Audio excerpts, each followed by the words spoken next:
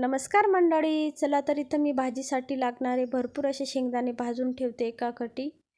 तर म्हटले चला शेंगदाणे भाजून ठेवूया, मला भाजीसुद्धा बनवायची होती. तर त्याच कढईत मस्त मी तेल टाकून घेतलं. नंतर त्यात लसूण टाकून घेतला. लसूण थोडासा लाल झाला की त्यात मोहरी आणि जिरं टाकायचं आहे, थोडासा कढीपत्ता टाकायचा आहे.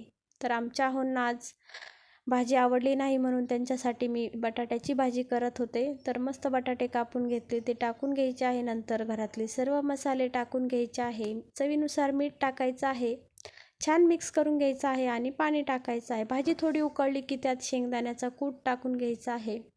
यामुळे भाजी जराशी दाटसर होते आणि छान लागते. तर मस्त मंद आचेवर आपण झाकण ठेवून भाजी छान शिजवून घ्यायची आहे.